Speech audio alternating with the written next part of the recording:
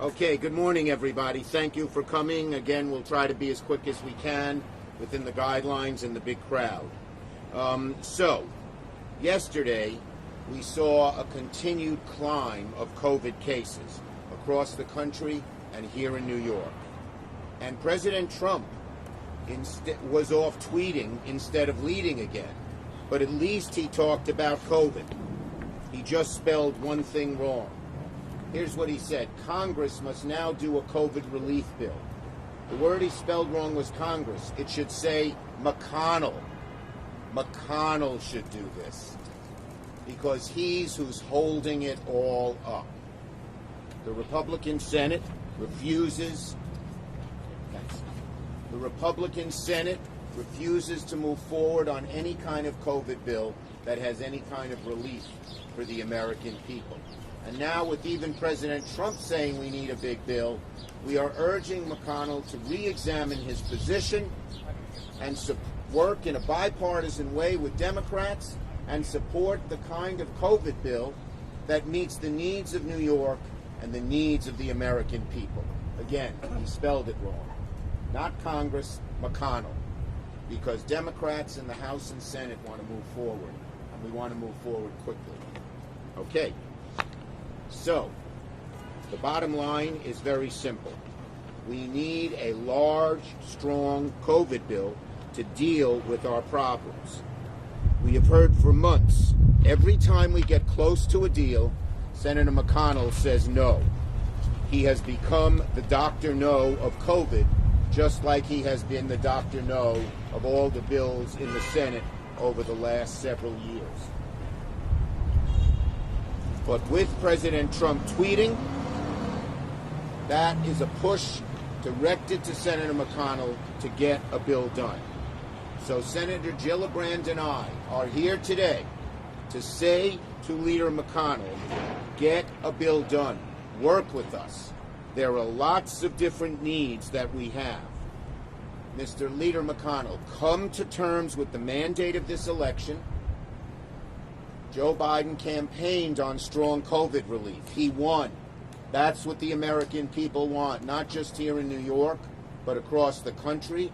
He got more votes than any other, and one of the main reasons, there were a bunch, was that he was for strong COVID relief.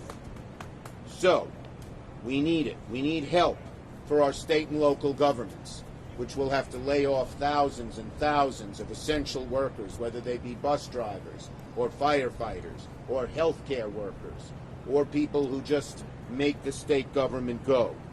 We need help for renters, who more and more of whom will be evicted out of their homes. We need help for small business, and we also need help for our restaurants and our independent venues, all of which are in the HEROES bill, which passed the House.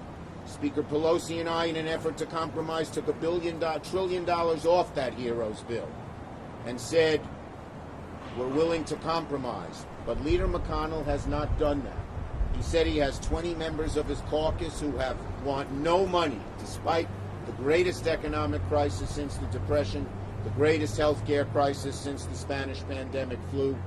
20 in his caucus want no money. Leader McConnell should say, the heck with you. You're out of touch with America's great needs, particularly as COVID is increasing. We need money for the MTA. We were able to get $4 billion for them in the last bill. I worked very hard on that, but now we need more.